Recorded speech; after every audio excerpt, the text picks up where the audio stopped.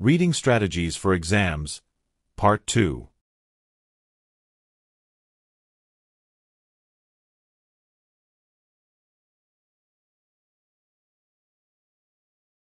Para começar, virem e conversem. 5 minutos. Chegou a hora de explorarmos mais algumas técnicas de leitura, que serão muito úteis no seu vestibular. Para começar, em duplas, discutam sobre as questões abaixo. Este grafite mostra um pedaço do rosto de um cientista muito famoso. Quem é ele? 2. O que você sabe sobre a vida dele?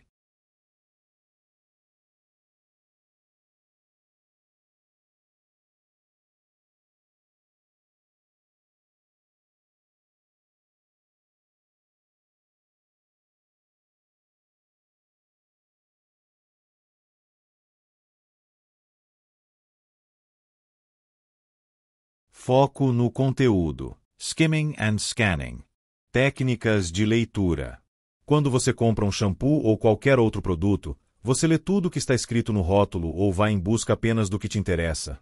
Raramente, nós lemos absolutamente tudo, certo? Agora imagine em uma prova, com textos em outra língua. Nem sempre há tempo hábil para lermos tudo. Aí entram as técnicas de leitura, que vão te ajudar muito no entendimento do texto, bem como na localização de respostas. Essas técnicas são skimming. Consiste em dar uma olhada no texto, para entender o tema central, os caminhos que o texto vai seguir, etc. Busque por palavras conhecidas, por semelhanças com o português, por imagens que te ajudem a decifrar sobre o que se trata tudo ali. É passar os olhos pelo texto e entendê-lo por cima. Skimming. Trata-se de uma das técnicas mais importantes na leitura de um texto em inglês nos vestibulares e a que você vai usar o tempo todo. Qual é a afirmação correta sobre a técnica de skimming? Precisamos ler tudo no texto. Buscar por palavras conhecidas é parte do processo. Um dicionário é importante para o skimming. Skimming toma tempo e é demorado.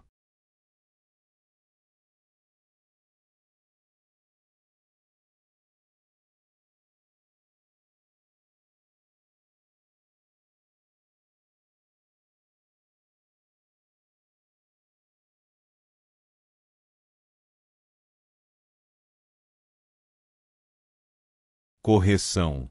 Buscar por palavras conhecidas é parte do processo. Na prática.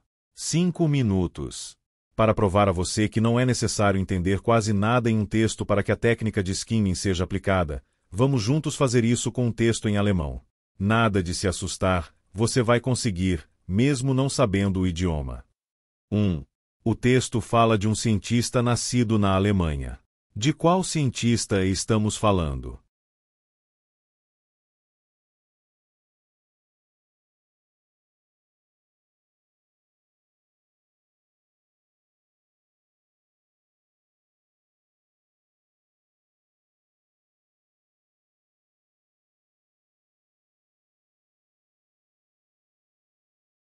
Correção.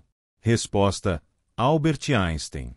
Foi só passar o olho pelo texto para chegar a essa resposta, mesmo sem saber nada de alemão, certo? Isso é skimming. Você conseguiu decifrar o tema central do texto. E, com os números ali, que devem ser datas, podemos concluir que o texto fala da vida do cientista. Na prática. 5 minutos. Em duplas, façam skimming e definam qual o tema central do texto. Resumam em uma frase no seu caderno. Using a dishwasher is better than hand washing dishes. Dishwashers save water and energy. A full dishwasher cycle uses 3 to 5 gallons of water, while hand washing can use up to 27 gallons. Over time, dishwashers can save you money on utility bills. Dishwashers clean dishes more thoroughly. They use hot water and strong detergents, removing more germs and dirt than hand washing. They also save time. Instead of scrubbing dishes by hand, you just load the dishwasher and press a button. Lastly, dishwashers sanitize better. Sponges can hold a lot of bacteria, but dishwashers kill 99.999% of germs.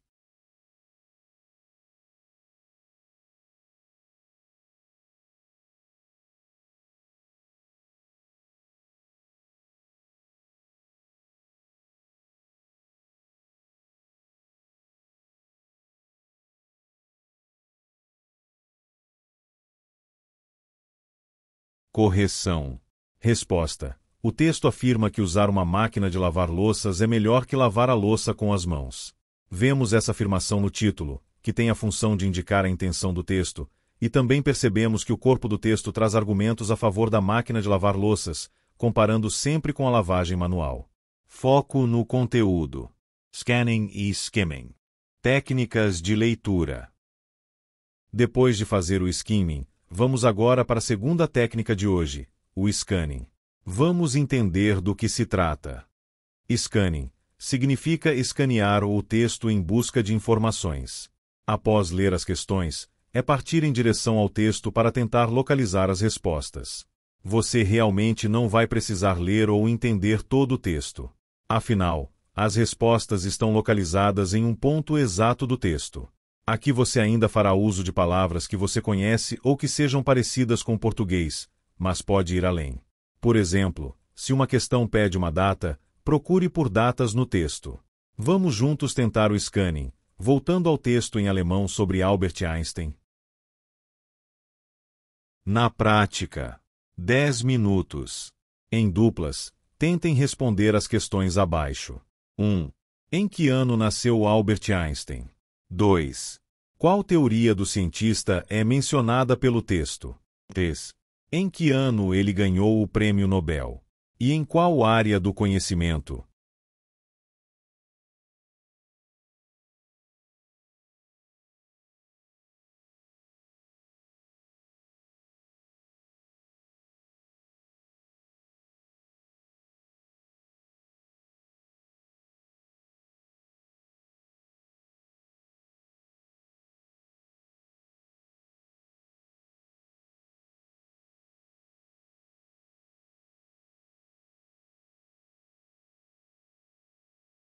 Correção.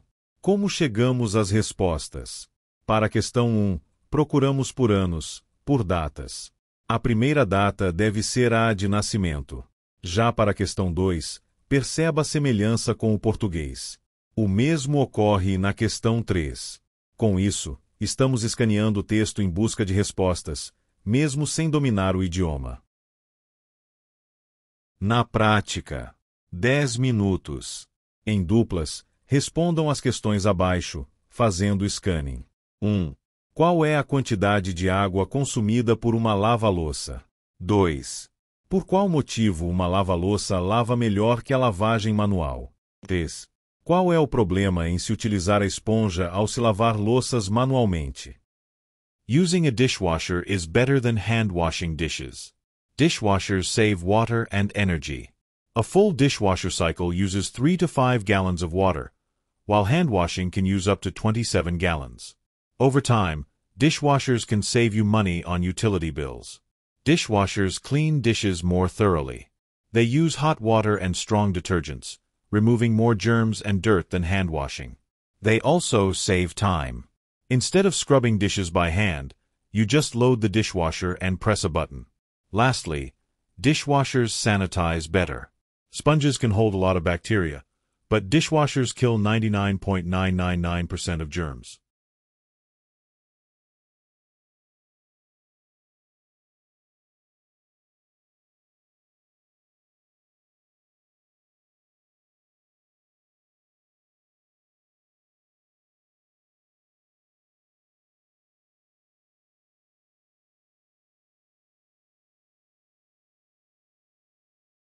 Correção.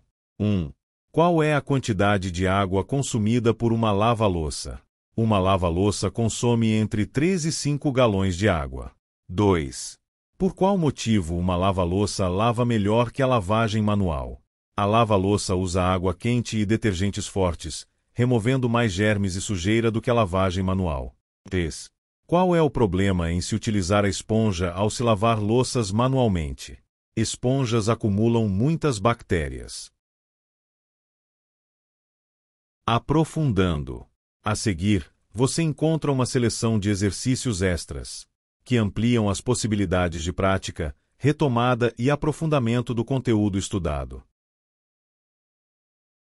Aprofundando. 10 minutos. Segundo o texto, uma das vantagens dos jogos de computador na educação é a. Ferramentas de gerenciamento de comportamento para professores. B. Aprimoramento das habilidades de resolução de problemas. C. Métodos de ensino duvidosos. D. Ambiente de aprendizagem amigável. E. Contato presencial entre pares. The benefits of computer games in education are clear. They engage students, improve problem-solving skills, enhance creativity and imagination, allow for personalized learning, remote learning, learning on demand, and contacting peers around the world. With the increasing use of technology in schools, it is essential that teachers explore the potential benefits of computer games and incorporate them into their teaching methods. Doing so can create a more engaging and effective learning environment for their students.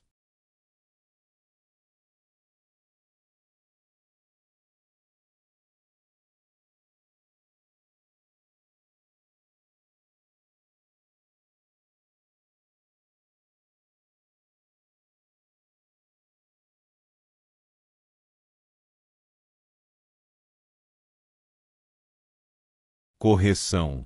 Há ferramentas de gerenciamento de comportamento para professores.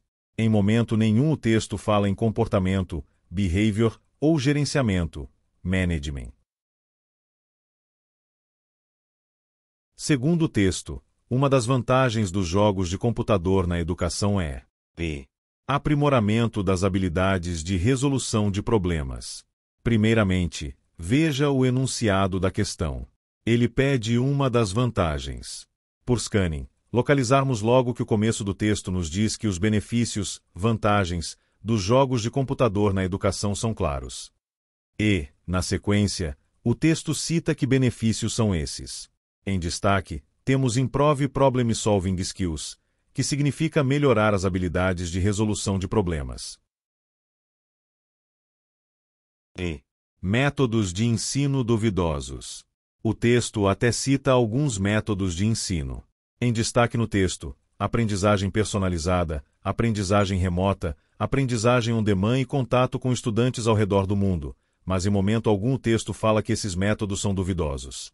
Ainda, vamos usar um pouco de lógica. Métodos de ensino duvidosos não seriam uma vantagem, concorda? D. Ambiente de aprendizagem amigável. O texto não fala sobre ambientes de aprendizagem. Além disso, não há a palavra amigável, friendly, no texto. E. Contato presencial entre pares. O trecho em destaque fala em entrar em contato com pares, peers, ao redor do mundo. Ora, se é ao redor do mundo, este contato não tem como ser presencial. Aí está o erro. Fica a dica. Peer é uma palavra muito frequente em textos e significa par, semelhante. Se, por exemplo, um texto fala sobre professores e então menciona their peers, trata-se, portanto, de outros professores. Então, a tradução de peer vai depender de a quem ou a que o texto se refere. Na aula de hoje, estudamos duas técnicas que vão te ajudar bastante na compreensão de textos em inglês no vestibular. 1. Você consegue explicar, com as suas palavras, em que consistem skimming e scanning.